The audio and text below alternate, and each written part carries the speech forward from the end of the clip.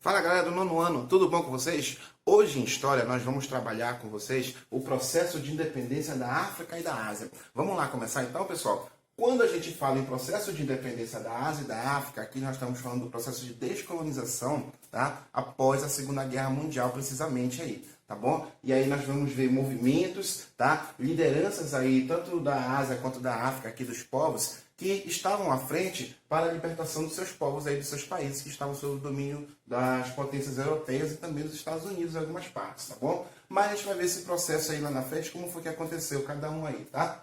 Vamos lá, galera. Então, veja bem, quando nós falamos em processo de independência, que a gente fala desse processo de descolonização, eles ganharam forte impulso após a Segunda Guerra Mundial. Tá? Após a Segunda Guerra Mundial, onde as potências europeias que estavam envolvidas lá enfraqueceram-se, né? Tanto os vencedores quanto os perdedores aqui, tá? E isso fez com que eles se impulsionassem, esses povos aqui do continente africano, da Ásia também, que a gente vai ver lá na frente, a lutarem pela sua libertação, pela sua liberdade, pela sua autonomia aqui nesse processo. Tá? Ainda houve interesses, ainda houve influência dos Estados Unidos e da União Soviética, que saíram como as grandes potências após a Segunda Guerra Mundial, né? De um lado o capitalismo e do outro lado o socialismo, tá bom? Ganhar essas áreas de influência, então por isso que muitas desses movimentos, né, desses processos, tiveram participação, tiveram influência desses dois grandes países aqui nesse momento, tá bom? Lembre-se que nós estamos trabalhando aqui, galera, um processo aí após a Segunda Guerra Mundial, onde houve aí a Guerra Fria, essa disputa ideológica, né, essa divisão em dois blocos aí do mundo, tá? E eles tiveram bastante forte, a atuação aqui nesse momento. Houve um desenvolvimento de ideias nacionalistas nas áreas coloniais, ou seja, a ideia do nacionalismo, né, da independência, da liberdade mesmo, foi também o que impulsionou, o que proporcionou essa retomada, esse processo aqui de independência das colônias africanas e asiáticas, tá bom? Aqui você tem um mapa do processo de ocupação, lá do contexto do imperialismo, né? Onde você tem potências europeias que dividiram esse território, separando etnias e unindo etnias rivais no mesmo território, do qual gerou muitos conflitos aqui, tá bom? Isso foi um assunto do imperialismo que a gente já viu aí ano passado com vocês, tá? Vamos lá, galera. Então, veja bem, o contexto que nós temos que entender aqui é o contexto do pós-guerra, mas nós temos que entender que para eles lutarem, né, para que essa luta acontecesse, nós temos que entender que houve esse processo imperialista, que eu já falei para vocês, tá? Onde havia o domínio europeu sobre diversas nações africanas e asiáticas, desde o final do século XIX e início do século XX. O que essas nações queriam, pessoal? Essas nações estavam em busca de mercado consumidor nesses territórios e também de matéria-prima, ou seja, a dominação sobre esses territórios, tá? Se deu baseado nessas duas buscas aqui, naquele processo lá no século XIX de industrialização, de potências europeias que se industrializaram aí, eles estavam em busca justamente de aumentar seus poderes e suas riquezas aqui. E dessa maneira houve o domínio sobre esses territórios, tá bom? Foi marcado pela violência, muitas das vezes, né, imposição mesmo do domínio europeu sobre os africanos e asiáticos aqui nesse momento, tá bom? E mesmo assim, galera, desde o início houve certas resistências de grupos locais e diversos levantes que muitas das vezes foram abafadas, foram contidas pelas potências europeias. Houve esse processo de dominação sobre esses povos aqui, sobre esses diversos povos, onde não houve consideração em relação à sua etnia, sua história, sua cultura e as rivalidades que existiam entre eles lá naqueles territórios, naquelas regiões. Beleza? Vamos lá, galera. O princípio da autodeterminação dos povos. Esse foi um ponto importante também para entender esse processo de luta pela independência, galera. Porque a partir dessas ideias nacionalistas, a partir do momento em que eles viram que dava para lutar, que eles tinham força, né, tinham condições de lutar, houve também a ideia da autodeterminação dos povos. E o que isso quer dizer, pessoal?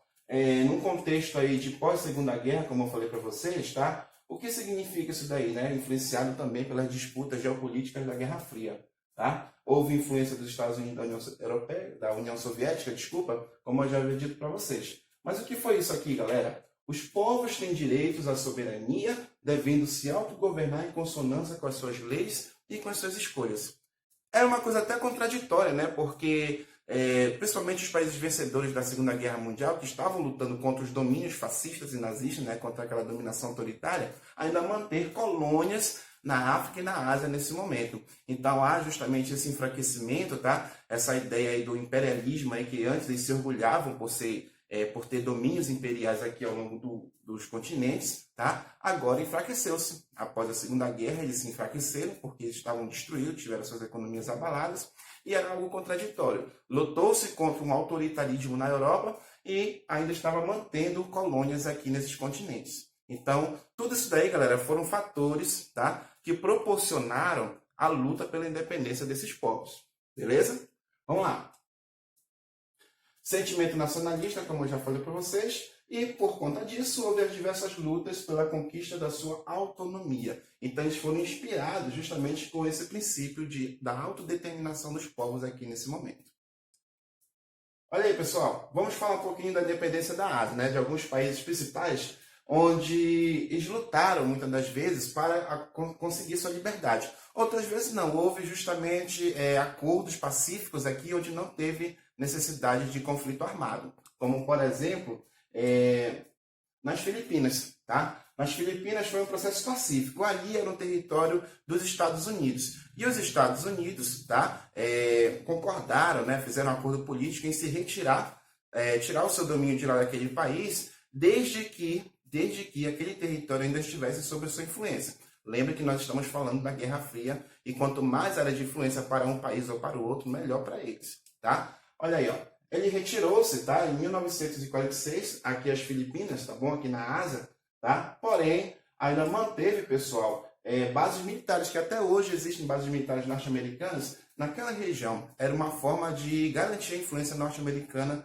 naquele contexto lá no território asiático, lá nas Filipinas especificamente, tá bom? Então quer dizer que aqui foi de certa maneira pacífico, né? Através de acordos aí, os Estados Unidos retiram seu domínio sobre as Filipinas, mas ainda mantém a sua influência naquele território, ok? Na Indonésia, foi o contrário. A Indonésia, basicamente, bem aqui, ó, houve uma guerra, depois de conflitos intensos aí contra as tropas holandesas, elas estavam sob domínio dos holandeses, tá? Eles conseguem sua liberdade. E na Indochina, que é bem aqui nessa região aqui, ó, na Ásia, houve também movimento liderados por grupos, tá, comunistas, movimentos armados aí, e eles conseguem essa luta, né, essa vitória a partir de 1945. A Indochina, que era um território ainda francês, né, domínio francês, e a França, por ter participado da guerra, enfraqueceu-se também, né? Mas ela queria ainda manter seu domínio sobre esse território. Mas como ela estava abalada pela guerra, não conseguiu. Foi o momento ideal para que esses grupos se unissem e lutassem contra o domínio francês aqui na Indochina. E aí o que acontece? 400 mil soldados foram mobilizados, né? Foram enviados para reprimir a revolta dessas tropas, porém eles foram derrotados, né? Eles não conseguiram conter a rebelião que se tinha aqui dos grupos nacionalistas daquele território. E aí eles foram derrotados. Após a guerra da Indochina contra as tropas francesas, tá? Essa região se tornou independente e se dividiu em 3 países, tá? O Laos, o Camboja, aliás 4, né? Vietnã do Norte e do Sul, mas que depois acabou se unindo aqui, né, na Guerra do Vietnã, sob um domínio comunista. E assim ficaram 3 países aqui, tá bom? Depois de 1954, depois de intensas guerras, eles se livram dos domínios dos franceses. Beleza? Bora ver o que nós temos aqui ainda, galera? Na Índia, né, principal aí movimento, principal luta pela libertação que nós conhecemos aí, que é bastante falado, é na Índia, nesse grande país, populoso inclusive, tá? Você tem um processo aqui destacando a chamada desobediência civil. Aqui, galera, de início, o processo de luta, houve justamente resistência lá em 1857 contra o domínio britânico, tá? A revolta dos cipais, mas as tropas britânicas acabaram derrotando os revoltosos aqui nesse contexto. Mas mesmo assim as lutas, os movimentos continuaram na Índia, tá bom? E houve protestos contra o domínio britânico também lá em 1919, perdão. Ou seja, bem antes da Segunda Guerra Mundial, um pouquinho depois da Primeira, né? Entre a Primeira e a Segunda Guerra Mundial aqui. Só que aqui não houve, nesse momento, galera, luta armada, tá? Houve justamente um movimento pacífico, porque o seu líder, esse cara aqui, ó, Mohandas Gandhi, que depois se vai chamar de Mahatma Gandhi, tá? ele vai lutar, ele vai mobilizar a população para lutar contra as leis que reduziam os direitos civis da população. Esse carinha bem aqui, ó, Mahatma Gandhi, ele é considerado justamente uma figura, o líder da libertação da Índia. Por que ele se destaca nesse momento, pessoal? Por conta da utilização do pacifismo. Ele pregava a não violência e a desobediência civil. E o que significava essa desobediência civil, galera? Era justamente um outro princípio, né? Não violência e desobediência civil. Era justamente não pagamento de impostos para as colônias britânicas, tá? O não pagamento de impostos, boicote aos produtos que chegavam na Índia, os produtos ingleses. E dessa forma, justamente ele arranjava um meio, pessoal, de diminuir o poderio, de diminuir a força britânica aqui na Índia. Sem falar das pressões internacionais aqui que estavam acontecendo nesse momento, tá bom? Olha lá, pessoal. Em 1945, a Inglaterra retira-se depois dessas pressões, desses movimentos aí. Ela estava também enfraquecida por conta da guerra, tá? Retira-se do país. E o que acontece? Mahatma Gandhi consegue, através desses movimentos pacíficos, tá? E o apoio da população nesse momento, a autonomia da Índia. Porém, galera, o território indiano ele era muito grande e diversificado. Mesmo com o domínio britânico, existiam vários povos aí, várias etnias e religiões diferentes, tá? Então, após a retirada do país, após a retirada da Inglaterra aqui da Índia, tá? Houve justamente a divisão do território. Ao norte você tinha grupos, né, de etnia diferente dos hindus e de religião também diferente, que eles eram muçulmanos, e por conta dessa diversificação aí, tá? Houve a divisão. E o que acontece? É dividido em dois países nesse momento, galera. Em 47, o território divide-se em Índia, a maioria hindu aqui, tá? E a República do Paquistão Oriental e Ocidental. Sendo que o Paquistão Oriental, ele se desmembra do Paquistão Ocidental na década de 70 e se transforma em um outro país, Bangladesh, tá? Então você tem esse processo aqui, essa divisão nesse momento, pessoal. O que acontece? Logo em seguida, houve a morte, né? Um hindu radical aí não concordava com essa autonomia, com essa divisão do país, acaba matando o Mahatma Gandhi e por conta disso acontece a divisão aqui nesse momento, beleza? Vamos lá, galera. Então houve esse processo de libertação da Índia através, do processo de não violência e desobediência civil liderado pelo Mahatma Gandhi aqui, tá bom? Vamos lá. O que é que nós temos mais aqui, pessoal? Vamos falar um pouco agora da independência da África, o chamado pan-africanismo. Olha, quase não sai, né? O pan-africanismo, nesse momento, foi uma característica do processo de independência do continente africano. O que era esse pan-africanismo? Era a defesa de uma identidade única e comum a todos os afrodescendentes. Essa defesa não se dava apenas no território, no continente africano, entre os povos, mas por toda a comunidade internacional, principalmente nos Estados Unidos, no Caribe e na Europa, onde houve essa mobilização pela libertação dos povos africanos aqui do domínio imperialista europeu, ok? Vamos lá, galera. Houve solidariedade e denúncia das condições subhumanas da população africana, como eu falei para vocês. Foram feitos congressos, reuniões aí, tá? Que defendiam a liberdade do povo africano nesse momento. Até então, não era permitido fazer esses congressos aqui no continente por conta dos domínios imperialistas e que as potências não permitiam que esses congressos aconteciam, tá bom? Mas olha só, galera, houve essas conferências, como eu falei para vocês, e congressos contra o colonialismo e o imperialismo. Aqui você percebe que esse domínio imperialista já não estava mais se sustentando, a comunidade internacional já estava se mobilizando contra esse processo, contra esse domínio, tá? E os processos de independência, as lutas seriam inevitáveis nesse momento aqui, tá? Conclamava-se todos os povos subjugados a se unirem contra o colonizador. Nesse caso aqui, pessoal, seriam as potências europeias, mais uma vez falando, com ajuda, com a influência dos Estados Unidos e muitos movimentos também tendo características socialistas, principalmente quando se fala em união do povo. Então quer dizer que houve essa influência desses dois blocos aí, capitalista e socialista, Estados Unidos e União Soviética, para a libertação tanto do continente africano quanto da Ásia. Só para a gente reforçar aqui, tá bom? Princípio socialista, como eu falei para vocês agora há pouco, tá?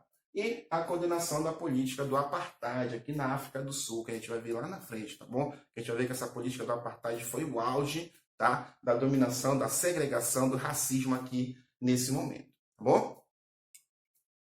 E aí as primeiras nações, pessoal, começaram a lutar, tá? Começaram justamente a lutar contra essa dominação e surgiram as primeiras nações independentes, tá? houve essa pressão após a Segunda Guerra Mundial, que já está bem batido aqui para vocês. Se você encontrar uma questão sobre isso, você já vai saber responder, tá? As potências europeias não teriam mais condições de manter as colônias por conta do financeiro, por conta do enfraquecimento aí econômico, mesmo político, da Segunda Guerra Mundial, após a Segunda Guerra Mundial, tá? E buscavam, pelo menos aí buscavam manter seus interesses econômicos na região. De que maneira? Deixando indústrias europeias lá, né? Ou seja, influenciando na economia daquela região com seus produtos europeus. Mas o domínio mesmo em si, político principalmente, já estava sendo retirado através das lutas emancipacionistas, das lutas pela independência desse continente. Ok? E quais foram essas primeiras nações, professor? A gente vai ver na próxima aula aí, quando a gente concluir esse capítulo 10, tá? Espero que vocês tenham compreendido um pouquinho aí sobre essa nossa primeira parte do assunto, tá bom? E isso vai ajudar vocês a resolverem uma questãozinha aqui básica, galera, da página 8. Na página 8 do livro de vocês. Aliás, 3 questões, meninos, pra gente finalizar aqui, ó. Que diz o seguinte, primeira questão. Ao final da Segunda Guerra Mundial, teve início um amplo movimento de descolonização da Ásia e da África. Cite 3 fatores que contribuíram. Foi isso que a gente viu lá no início da nossa aula, meninos. 3 fatores que contribuíram para esse processo de luta pela descolonização, pela independência da Ásia e da África aqui nesse momento, galera. O que você pode colocar aqui? O sentimento nacionalista, tá? A pressão dos Estados Unidos e da União Soviética nesse momento para a libertação desses países e o enfraquecimento dessas potências após a Segunda Guerra Mundial. 3 fatores básicos aqui. Mas se você achar outro, pode colocar sem problema nenhum aí, tá bom? Segunda questão, meninos. Estados Unidos e União Soviética pregavam o fim da política colonial em nome da autodeterminação dos povos. O que significava esse princípio? O que significa esse princípio da autodeterminação dos povos? Todas as nações têm direito de se autogovernar, mantendo a sua soberania, né, o seu próprio controle, sua autonomia dentro do seu próprio território, tá? É mais ou menos assim a ideia da autodeterminação dos povos. Mas você pode dar uma lida e melhorar essa resposta também, tá bom? Vou querer saber como é que você colocou aí, beleza?